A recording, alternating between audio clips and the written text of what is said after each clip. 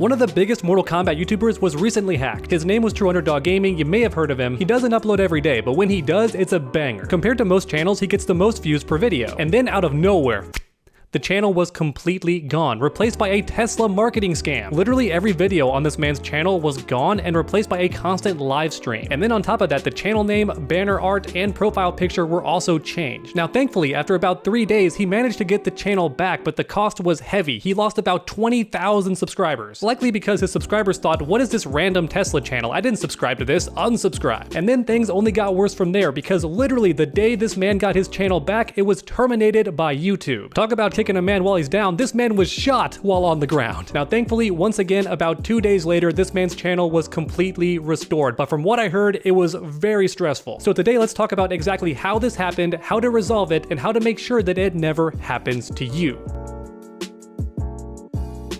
So yeah, today we're discussing one of the worst things that's ever happened to me in my YouTube career. I won't say it's the worst, but man, it is definitely up there. So first off, let's talk about what to do if this happens to you. Shockingly enough, you have to go to Twitter. I know that sounds crazy and counterintuitive because you would think that YouTube has a way to resolve this, but no, the best way to fix it is to go to Twitter. So if you're an up-and-coming YouTuber or even a successful YouTuber already and you don't have a Twitter following, get on that right now because that's the best way to reach out and get this fixed. Step 1, go on Twitter. Step 2, tweet at Team YouTube and describe what's happened to you. And typically they respond within a couple of hours, but don't freak out if it takes a little bit longer. It could take 4 or 5 hours before they finally DM you. And once they finally do reach out in the DMs, they're going to give you a YouTube account recovery form or a YouTube hijack form. And the reason they do this is to prove you're the person whose account actually got hijacked and not some impersonator. So on this form, there's going to be questions that only you would know as the YouTube account owner. And then once you fill that out, do not hold your breath because it's going to be at least 12 hours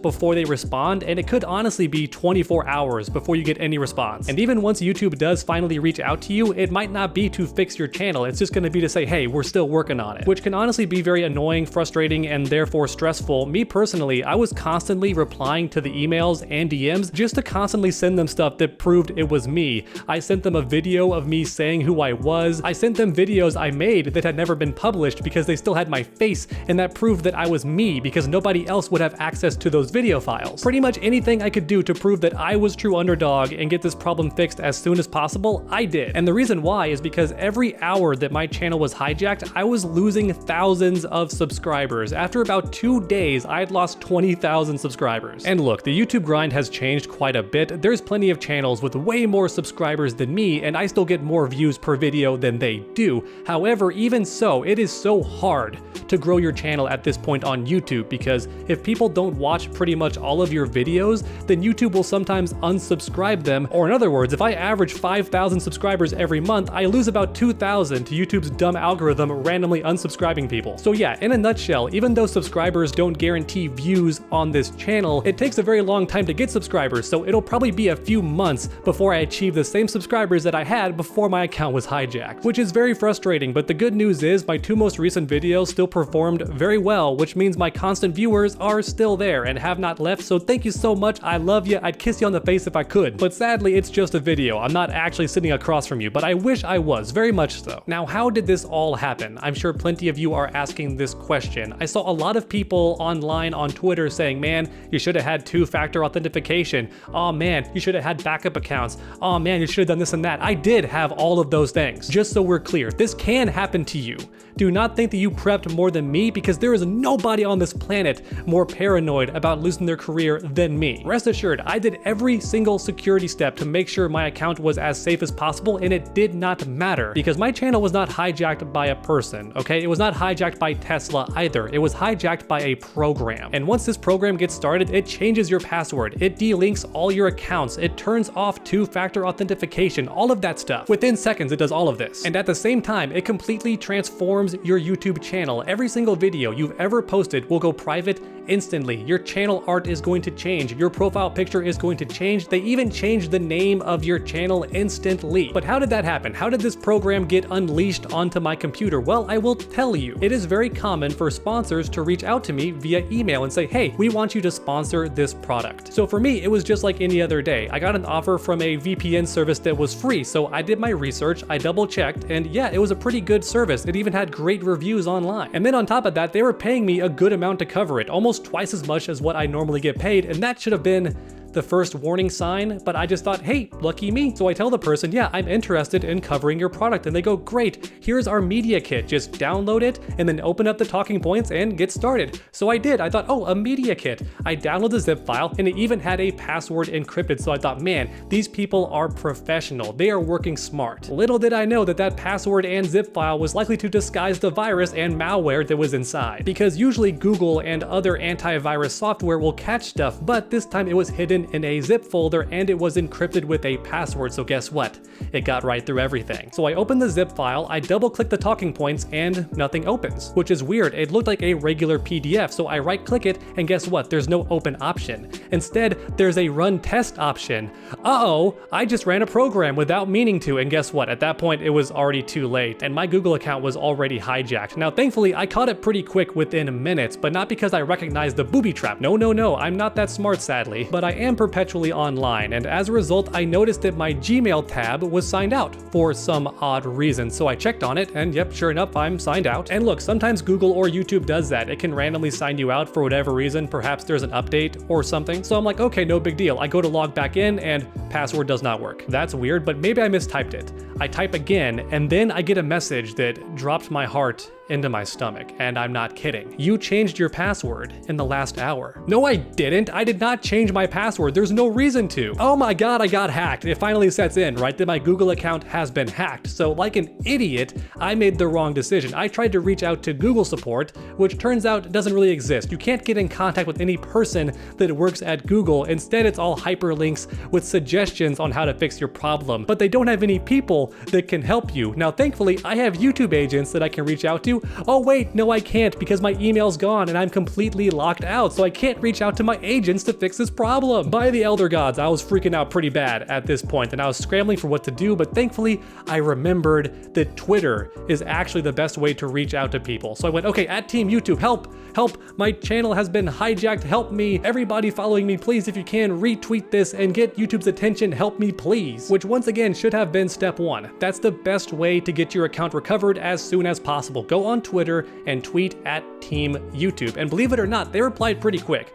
Like within a few minutes they replied, but the DM is what I needed, and the DM took like 3 hours, man. And even then, when they did finally DM me, they didn't send me any forms. They just said, hey man, we're working on it, so keep us posted and we're gonna be DMing you within the next 12 hours. Great, I love waiting 12 hours for a form that you could have sent me in that DM. Listen, I don't mean to sound ungrateful, because at the end of the day, I did get my YouTube channel back, but at the same time, I'm a very critical person, and I feel like the process could be streamlined pretty easily. Whenever somebody on Twitter says, hey, my channel's been hacked, the first DM should be, hey, prove to us that it's your channel. Prove to us that you're the actual content creator. That should be the very first question they ask. And then when they prove that, the form should be sent right away. And then when that form is finished, that's when it should be out of the creator's hands and the process should keep going in the background by Team YouTube. That should be how it works. Why do they DM you and then make you wait like 5 hours and then ask you for proof, then wait 5 more hours and then finally send a form? Why is that the process? Again, I don't mean to sound ungrateful, but it could have been way faster. Because once again, for me, every hour lost is hundreds of subscribers gone from my channel. They will unsubscribe because they don't recognize my channel. It's been changed to a Tesla website. And once again, just to reiterate, Tesla did not make this virus. Okay, Tesla does not hate me. Elon Musk did not make this virus. Instead, it was some guy who wanted to make money really quickly by deceiving people, and so he chose Tesla because pretty much everyone knows what Tesla is, and he hijacks YouTube channels with a big following because that means more people see the stream and can be potentially scammed. I just want to put that out there. I know that none of you watching thought that Tesla hated me or that Elon Musk hated me, but just in case one of you did, now you know better, okay? So yeah, back on track. So I fill out all the forms, and within about a day, I get a response and my channel is restored pretty quickly. They give me a new login. I set up all the 2-factor authentication over again. I create a backup phone, which I'd never done before. So I have 3 backup phones now for my channel. I have 3 backup emails, and I hope that will help somehow, because now I'm super paranoid. And the sad part is, I know in the back of my mind that if this virus ever shows up again somehow, none of this means anything. It will still take my channel away instantly. and that just sucks. I have no clue why Google has a backdoor like this, or why YouTube has a backdoor like this. It should be impossible for a virus to do this, but it's exploiting the actual code of Google's account management system. And when I tell you that I'm paranoid, I'm not joking. To this day, I refuse to log in on my main computer. I logged into my phone and my laptop, but that's because I know the virus is not on those devices. I've installed a bunch of antivirus software on my main computer, and it scanned everything. It found some viruses, it found some stuff, but I'm still afraid that it missed the virus, the one that ruined everything, the one that took my channel away, the one that cost me 20,000 plus subscribers, and also turned off all the money I was making for like a solid 5 days, which might not seem like a lot, but keep in mind my channel averages about $8,000 a month, so 5 days out of a month is a lot of money for me to lose for no reason. I didn't do anything wrong. I trusted a file, that was my mistake, but no one told me to be aware of this. There was no YouTube meeting that taught creators how to be afraid of this. There was no massive email sent out warning creators to be afraid of this. I had no clue what to defend myself against. Again, I had my two-factor login code. I had my backup phone. I had backup emails to recover it. I had all these things done correctly, and I still lost everything. And guess what? This story only gets worse because, like I mentioned at the very start of this video, the day I got my channel back, YouTube terminated it. That's right, YouTube themselves, not a hijacker, not the virus maker, nope, YouTube themselves terminated my channel. And it likely happened as an automated response by YouTube itself. I don't think anybody at YouTube saw my channel and went, yeah, kill this guy's channel, and then removed it. I imagine that a bot did it after getting all the reports sent to it by viewers who were like, what's this random channel trying to scam me with this Tesla livestream? And they reported it, and after enough reports got sent in, the bot responded and said, yeah, terminate this channel. And I take issue with that. I think a person, a real-life breathing human, should have to be the one to terminate your channel and not an AI, because that way they could look at your channel and go, oh, this is not the same channel that got reported. I see the channel ID is changed, the channel name is changed, the banner art is all different, it's back to its normal channel, and in fact, let me double check with @Team YouTube and see what's going on. Okay, good, so I just double checked with my colleagues at the recovery team, and it turns out this man's channel got restored recently, so there is no reason to terminate him. Nope, that's not what happened. Instead, my channel was suspended, and I do suspect it was done by a bot as an automated response, not by a human being. Once again, I went on Twitter, I tweeted @Team YouTube, and within about 1 or 2 days, my channel was back, fully recovered, and no longer under attack from the termination bot. However, we're still not done with this story because I made a bit of a goof. Okay, this part was me, but it freaked everybody out. It made them think my channel was being hijacked again, and I'm sorry for putting y'all through that. I know a lot of you like me were stressed out by this whole situation because some of you come here daily to watch my videos and suddenly they're gone. That sucks. But once again, this time it was my fault, so I apologize for that. What happened was this. All of my videos had been made private by the malware bot, so now I have to go in manually and make all of them public again, but only the ones that are meant for you to see. Believe it or not, my channel has tons of videos that are unlisted just for my sponsors to look at. Those videos are incomplete, they are not meant to be seen by anybody but my sponsors, so I don't want to make those public. I'm going in one by one, page by page, and keep in mind I have thousands of videos. So yeah, this process takes a long time, and in fact, I'm still not done. There's still plenty of videos that are unlisted but not public right now. So there I am, right, going one by one, making these videos public,